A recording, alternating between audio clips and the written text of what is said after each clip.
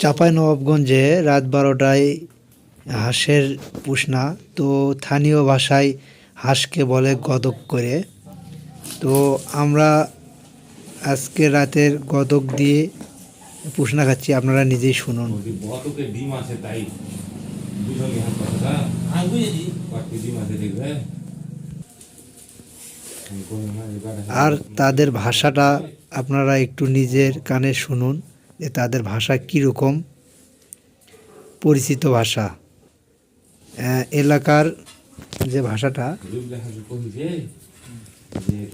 কেমন কথা হবে, এটা কেমন কথা হবে ভাষা দেখতে গেছিলে এটা কার কথাতে সালার কথাতে সালার ওটা সালার কথা ইমেল কথাতে আমি তো জানি আমি আপনাকে হুম হা করে দিই হুমের মেন নাই আমি নাই করি কে 10-5 বছর তার ফেলা দুদিন গেলি যাবে আজকাল নাই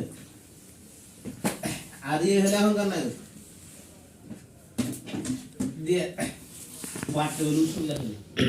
তাদের ভাষা আসলে বোঝা বড় কঠিন, কত গিয়ে বুঝি আর কত গিয়ে বুঝি না। মাংস কাটাকাটি হচ্ছে আর কিছুক্ষণের মধ্যে রান্না শুরু হয়ে যাবে। ভাত রান্না হচ্ছে ওখানে,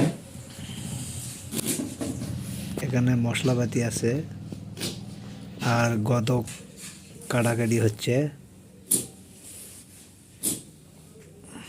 মিনিমাম 2 মাস থেকে একটা হাঁস খাইতে চাইতেছেন না? তাহলে একই এলাকা একই গ্রামে একসাথেই বড় হয়েছি। ইনি আমার বন্ধু সম্পর্কে চাচা। বাবুকে ফোন দাও। এই যে আপনারা দেখতে পাচ্ছেন যে এখন রান্না শুরু হয়ে গেছে।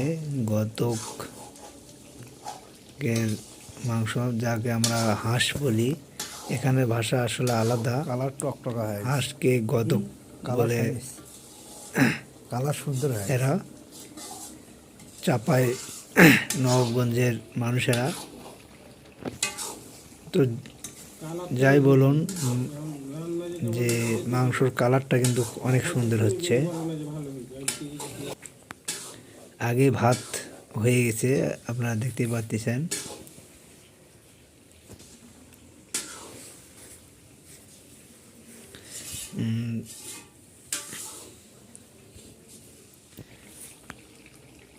রান্না শেষ, অনেক সুন্দর কালার হয়ে গেছে।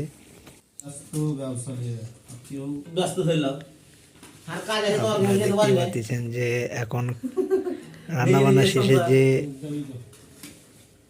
পিকনিকের যে আয়োজনটা আমার খুব ভালো লেগেছে। তো আপনারা দেখতেই পাচ্ছেন যে সবাইকে একটা বাটির মাধ্যমে বিতরণ করা হচ্ছে। এলাকার সিস্টেমটা অনেক সুন্দর। তো আপনারা চাঁপাইনবাবগঞ্জ অবশ্যই গদকের